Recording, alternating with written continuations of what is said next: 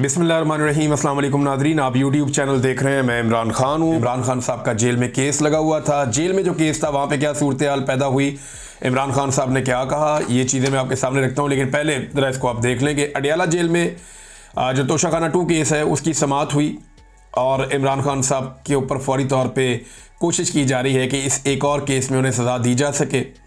इमरान खान के वकला और अहले खाना को समाअत तक रसाई देने की दरख्वास्त की गई कि जनाब वकील थे आंदे हो।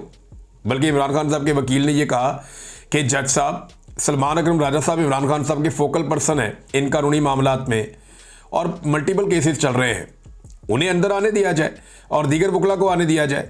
तो एक तो इमरान खान साहब के वकला और अहले खाना को समाअत तक रसाई देने की दरख्वास्त दी गई, जिस पर जज शाहरुख अर्जुमन ने जेल के बाहर मौजूद उस्मा खान को कमरा अदालत में बुलाया।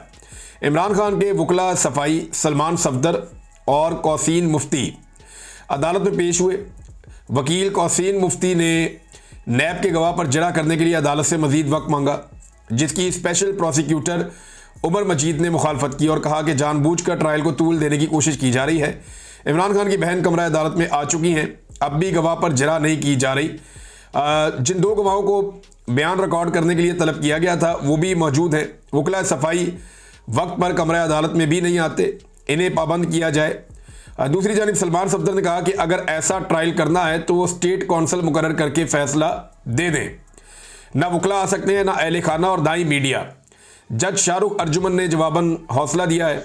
इमरान खान और बुशरा बीबी भी कमरा अदालत में मौजूद थे। अब ये जिस तरह ट्रायल हो रहा है सारी दुनिया को पता है और पीटीआई को ये लगता है कि उनके साथ इस ट्रायल में भी माजी की तरह ज्यादती होगी।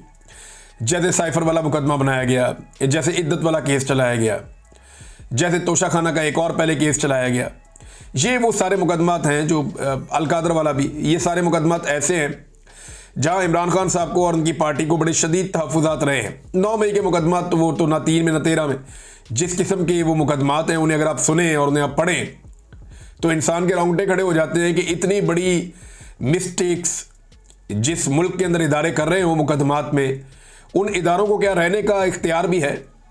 अजीबोगरीब किस्म की बोंगियाँ मारी हुई हैं वहाँ पे। और अभी तो इतना आगे निकल गई पुलिस, इतनी एडवांस हो गई पंजाब पुलिस के पंजाब में एडवांस में एफआईआर भी हो जाती है। वो गुजरपुरा की एक एफआईआर गर्दिश कर रही है, वो 4 तारीख को हो गई थी कि 5 तारीख को ये होने वाला है जनाब, पहले से हमने एफआईआर दे दी है। बहरहाल इमरान खान साहब ने हमें कुछ बातें की। एक तो उन्होंने खुशी का इजहार किया इमरान खान साहब ने कि इतनी फस्तायत और जुल्म के बावजूद, जबर के बावजूद लोग निकले और लोग अपनी मदद आपके तहत निकले। ये भी इमरान खान साहब ने कहा इतना जुल्म किसी मार्शल लॉ में भी नहीं हुआ जितना जुल्म अब हो रहा है, ये भी इमरान खान साहब ने कहा। दूसरा, इमरान खान साहब ने नई हिकमत अमली मुतारफ़ करवाई है, जिसे पाकिस्तान तहरीक इंसाफ के लोग, स्पेशली वो न्याजी साहब जो अहमद न्याजी साहब, वो भी ये कह रहे थे कि इमरान खान का हुक्म आया है कि अब स्मार्ट एहतजाज करना है। ये स्मार्ट एहतजाज क्या होता है?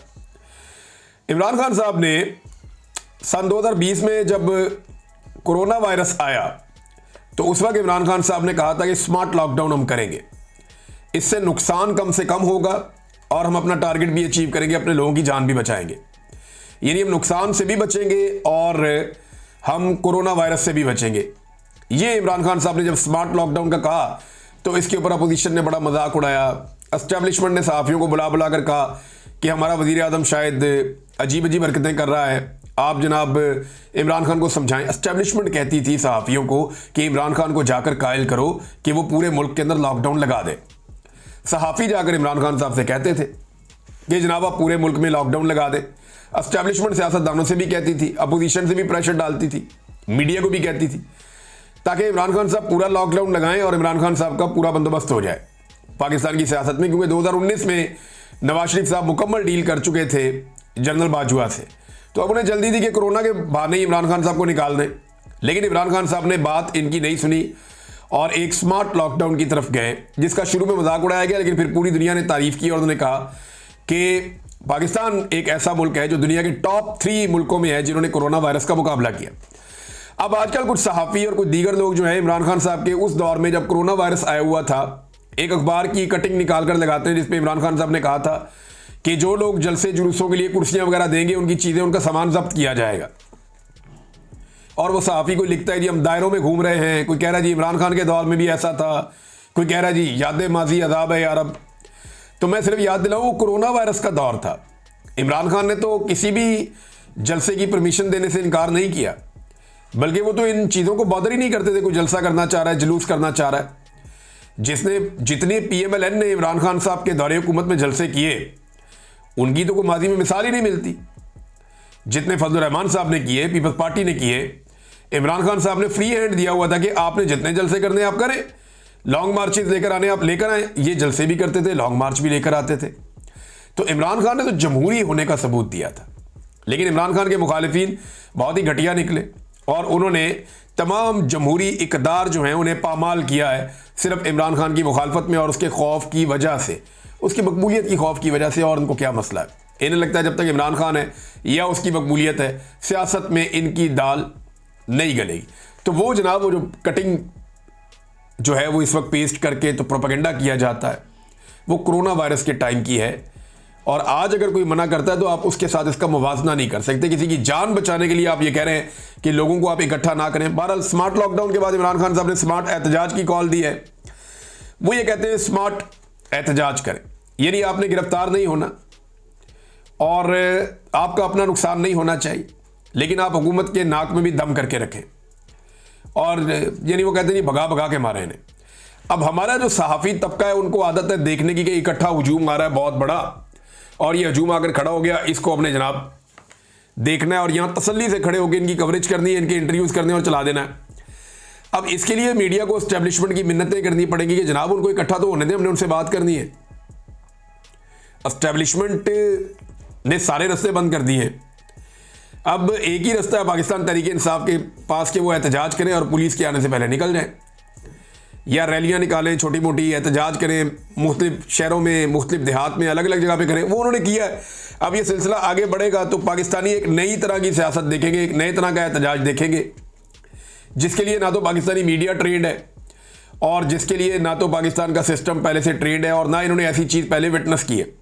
इमरान खान साहब ने पाकिस्तान की सियासत में बहुत सारी ऐसी चीज़ें मुतारफ़ करवाई जो इससे पहले नहीं थी। सबसे बड़ा जो इमरान खान साहब का कंट्रीब्यूशन है पाकिस्तान की सियासत में, वो मिडिल क्लास को सियासत के अंदर लेकर आना है। मिडिल क्लास जो सियासत से अपने आप को इररेलेवेंट रखती थी, यहाँ पे एक मिडिल क्लास के अंदर मशहूर जुमला होता था, मैं तो बिल्कुल गैर सियासी हूँ भाई मैं तो बिल्कुल सियासत में नहीं हूँ भाई। यानी ये बड़ा फ़ख्र समझते थे लोग के भी सियासत से मेरे से सियासी बात कोई ना करे, तो गाली समझते थे लोग इसको।